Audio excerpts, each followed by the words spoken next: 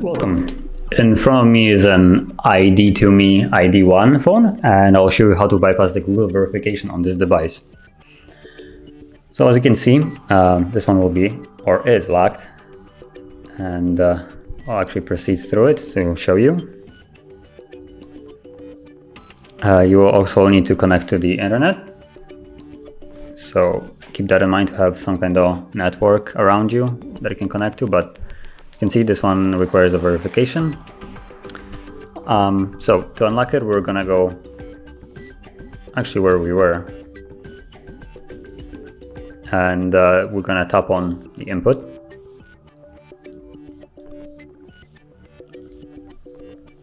Okay, so here you'll see the add symbol. Just hold that and you will see the little setting icon appear, so slide on it and let go. Then go into language.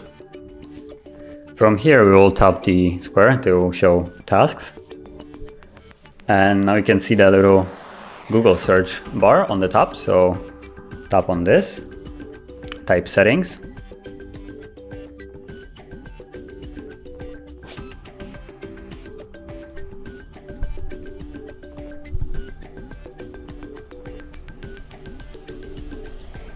okay, as you can see settings appeared, so I'm just gonna select that.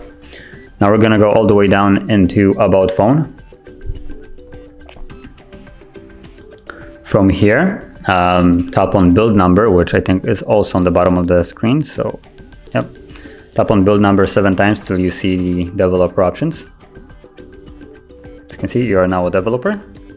Now go one field back, and you should have, whoops, now as you can see, developer options are visible on the screen.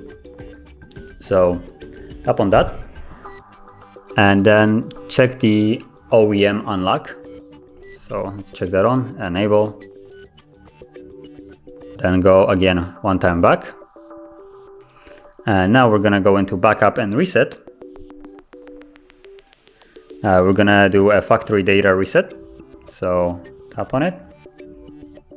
And then once more, tap on reset phone and erase everything. Wait for the device to remove everything from the device, and this time it will actually include also the Google verification. And now once it's done, you can just input any kind of Google account that you like, and it will just set up as a new device. So I will be back once the reset is finished to go through the process.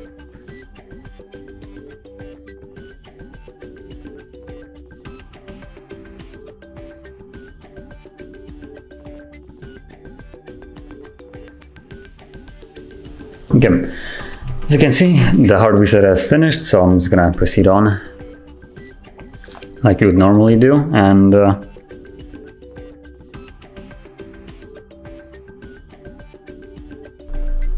give it a moment. As you can see, now we can skip the connect to the internet, skip anyway, and go further.